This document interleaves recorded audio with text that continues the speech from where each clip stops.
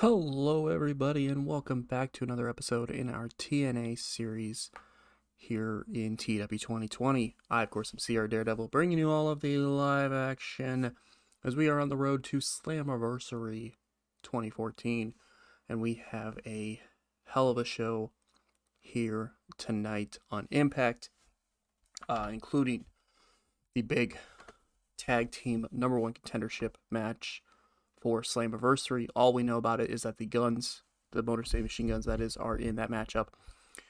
We also will have a match between Samoa Joe's representative and Abyss's representative, with the winner, or at least the man who wins that matchup, the person that they are representing gets to choose the stipulation for the rubber match between Samoa Joe and Abyss at Slammiversary.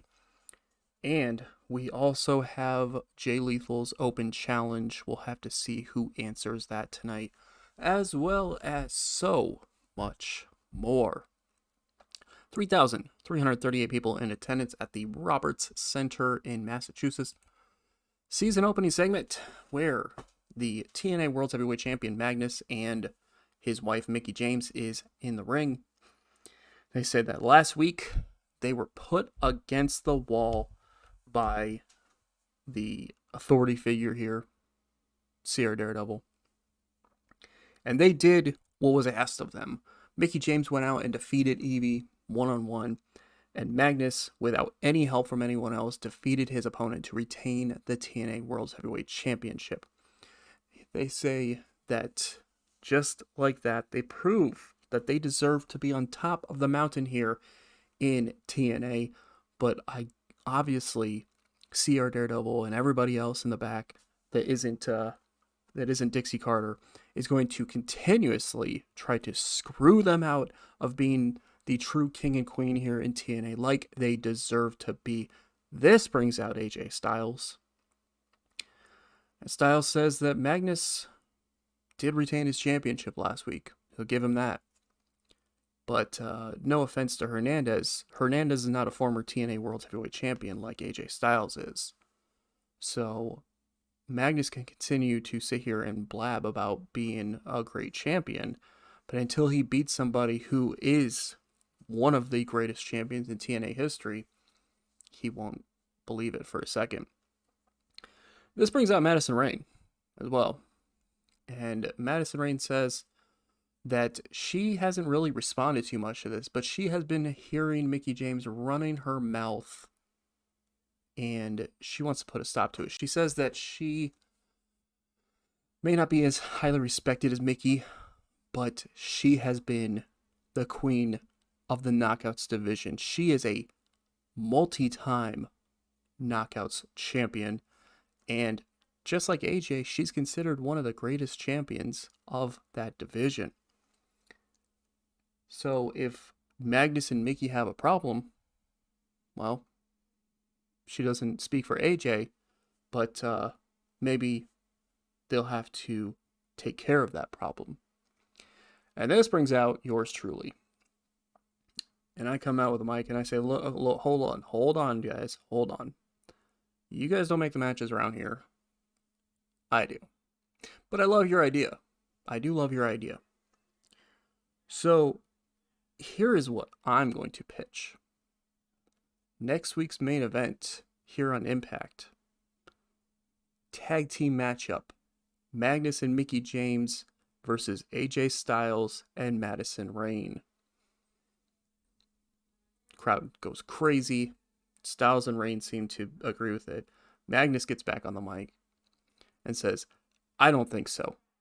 I don't deal with pathetic losers like AJ Styles, someone who walked out on this company, someone who quit on this company, couldn't hack it anymore here. I'm not doing that matchup. Screw you. Goes to leave the ring. Daredevil says, well, I say, you know, Magnus,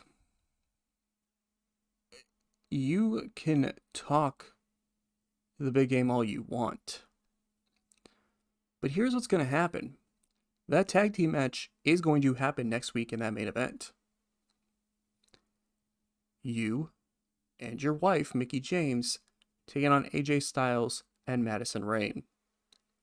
If, for whatever reason, neither you nor Mickie make it to the ring for that match and actually compete in that match, i.e., no walking out on the match, no purposely getting disqualified, any of that. If you do any of that, if you don't show up, if you walk out, if you purposely get disqualified, well, then it looks like the main event of Slammiversary would probably have to change a little bit. Because regardless of whether AJ would be there, you wouldn't be. Magnus, what the hell does that mean? That means, Magnus, that if you don't go through with the main event next week on Impact, you will be stripped of the TNA World Heavyweight Championship. And the crowd's losing their minds at the sound of that. Magnus is freaking out. Mickey's trying to calm him down. But there you go. So Daredevil just kind of smiles before he walks off as Styles and Rayne kind of, I don't want to say mockingly smile back at him, but they're kind of, like, like this is kind of thing. So, oh God, that was weird. I don't know why that popped up. But yeah, so we have ourselves a big tag team matchup for next week on Impact. It is going to be AJ Styles and Madison Rayne taking on Magnus and Mickie James in what is going to be a huge match in the main event of that show. After that, we have our Fatal 4-Way Elimination Tag Team matchup to determine the number one contenders for the tag team titles. It is the Motor City Machine Guns, Bad Influence, Crazy Steve and Bram, who are representing the Decay, apparently, which we'll get to in the future, and the American Wolves. And in 11:42, Crazy Steve and Bram, that is, were eliminated first, then the American Wolves, and then finally Bad Influence, thanks to Jeff Hardy running in and attacking Christopher Daniels. The Motor City Machine Guns get the victory and are the number one contenders for the TNA World Tag Team Championships. 61 rating for the match. Really good stuff there. Bram and Crazy Steve, obviously the weak link, but that's, they're a team that's still got some work to do. Obviously. Did get the crowd hotter, so I'll take that. But yeah. So, Motor City Machine Guns getting the victory here. We'll be explaining it over the next coming weeks, but Crazy Steve and Bram are apparently together here in TNA, and not only that, but they were being managed by Rosemary. So, what's going on there? Kind of current for a little bit here. I basically got rid of everybody in the menagerie other than Crazy Steve. I wanted to keep people around, but Rebel kept complaining because she wasn't on TV. Nux was just not that good, and the Freak was also not that good. So Crazy Steve I kept because I feel like I can, use him decently. I put Bram with him, and they've got Rosemary with them. So we'll have to see what this decay is all about in the near future. But Motor City Machine Guns getting the victory here in this matchup to become the number one contenders for the tag team titles. Colt Cabana and Jimmy Jacobs, by the way, were at the commentary desk watching the match happen. And afterwards, Alex Shelley and Chris Sabin celebrating the ring, taking their celebration way too far, healing it up and going entirely overboard as they are acting as if they just won the biggest matchup of their life, before pointing at Cabana and Jacobs and doing the title motion as if they're going to be taking the titles at Slammiversary. So we'll have to see. I mean, the Motor City Machine Guns are one of the more decorated tag teams in TNA history, so Cabana and Jacobs could have a hell of a challenge on their hands with that. Then after that, in what is being billed as a terrible matchup, a 46 rated matchup, the Sexy Purple Thunder Sisters Io and Mio Shirai defeat the beautiful people in 11:05 when Io Shirai pinned Angelina Love with the moonsault press. Kind of a big thing here, as of course, the beautiful people who were just recently involved in the Knockouts title picture were in a tag team matchup here, and they got defeated by Io and Mio Shirai. Kind of a surprise victory, really. Nobody was expecting the Shirais, I guess, to win, but they picked up the victory nonetheless. And before those who are unfamiliar say anything about the Io and Mio's name over, that's their actual tag team name in Stardom. So I kept it here because why not? So yeah, there's that. But big victory for Io and Mio Shirai here. However, because of the issues they've been having recently with them, wow, I kind of expected that, honestly. Portia Perez and Mercedes Martinez, who showed up during that matchup, do attack Io and Mio Shirai, laying them out. They have been having issues with Io and Mio recently on Explosion and other places. And as the beautiful people are sitting there laughing about the attack, they get attacked by Portia Perez and Mercedes Martinez. So apparently Perez and Martinez just don't like anybody. So we'll have to see where things lead to with that. Only got a 29 because of the fighting happening too long for this segment. That's whatever. That's fine. But yeah, so we'll have to see where things go with there, because Portia Perez and Mercedes Martinez putting a beating on not only the people they've been targeting recently with Io and Mio, but they also target and beat up Angelina Love and Velvet Sky. So we'll have to see where things go from there. Then after that, we have yours truly backstage coming across Samoa Joe. And I'm like, hey, Joe, listen, you haven't told me who's representing you tonight. I already know that Abyss is using a Team Dixie member. He's having EC3 represent him. Who's going to be representative? And Joe's like, I don't really care. I don't care who's going to be my representative. I think this is a stupid idea. I'd rather go out there myself and earn the opportunity to name the stipulation. And I'm like, yeah, but listen, you're already in a match tonight. You can't, like, or not in a match. You can't be in this matchup. You got to have a representative. Joe goes, it's fine. Throw the X Division champion in there then. I'm like, Paul London? You want to just randomly throw Paul London in there? He's like, yeah, if you're going to have somebody represent me, I guess it's going to be, a division that I help put on the map. So there you go. Put the X Division champion in there. So it will be EC3 taking on Paul London here tonight with whoever winning in that matchup. The person they're representing gets to pick the stipulation between Joe and Abyss at Slammiversary. An inside matchup. EC3 defeats Paul London in 10:35 by pinfall after using a foreign object. 58 rating for the match. EC3 was really off his game, which really sucks. But he gets the victory. 58 rated matchup. 61 from Paul London. 46 from EC3, who would have been better had he not been off his game for whatever reason. But, yeah, a couple different things here. First off, because EC3 won, that means Abyss gets to pick the stipulation for the rubber match at Slammiversary. Secondly, we've seen the issues recently with EC3 and Eric Young, as well as Paul London and Rockstar Spud. Wow, spacing on his name for a second there. EY and Spud were at ringside for this matchup, and kind of in an interesting story twist here, EC3 just pinned the X Division champion. So, the last month or so has been built kind of around Spud bringing the title to Team Dixie, but EC3 just pinned the champion. I mean, granted, it was non-title, but he just pinned the champion, so maybe that earns him a title shot. What's going to happen here? We'll have to see, but 58 rating for the match. Gained heat for both of these storylines that I just mentioned here, and it means that EC3 has won. Therefore, Abyss gets to pick the stipulation for the match at Slammiversary, which, by the way, he won't be picking here tonight, just we can already throw that out the window. After that, Jay Lethal comes out for his open challenge.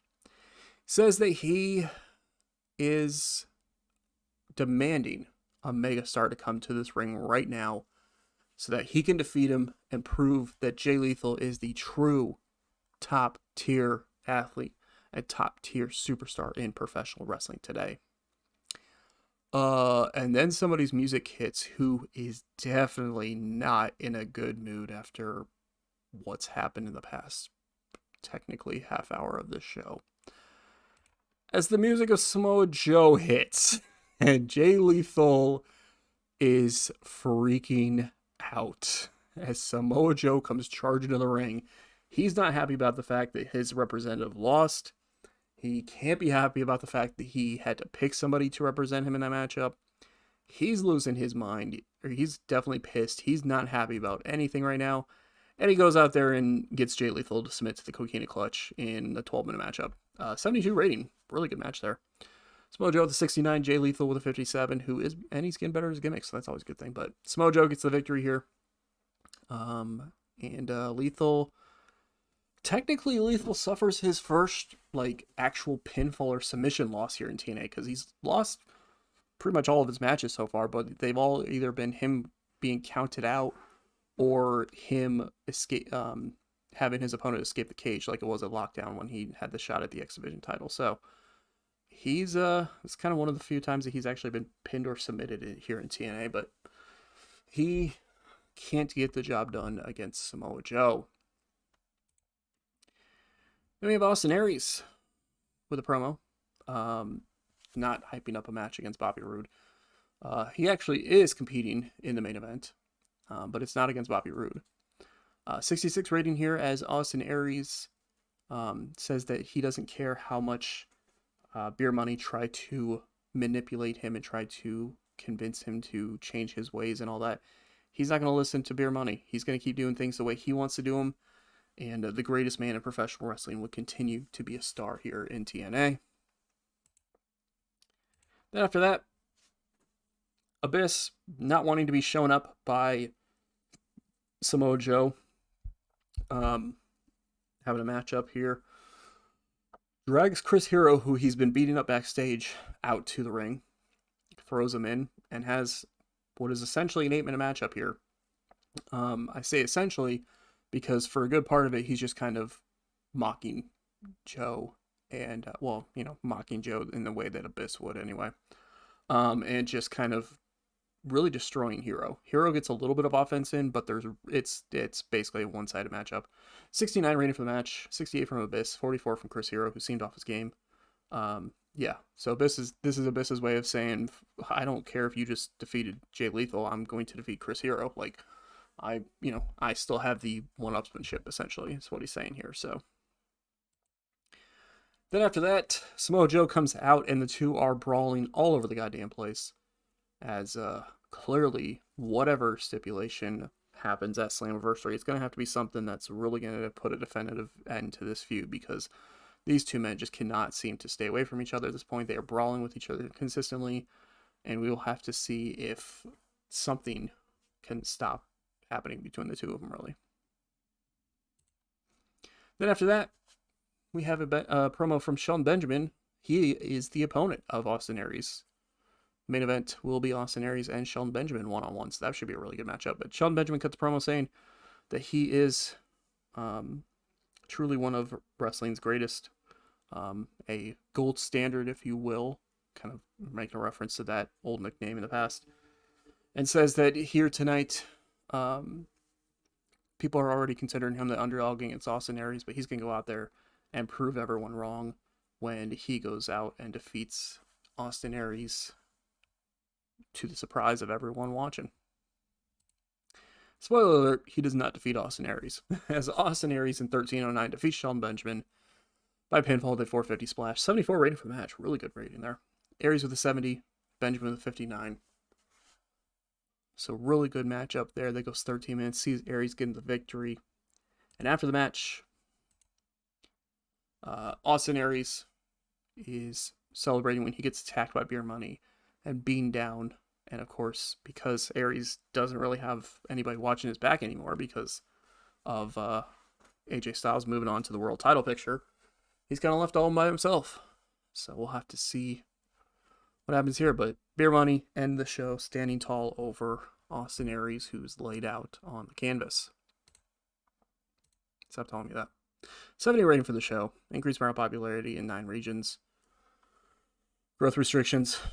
Not a surprise. But there you go. 70 rating. So definitely better than the rating the previous week. So I will definitely take that.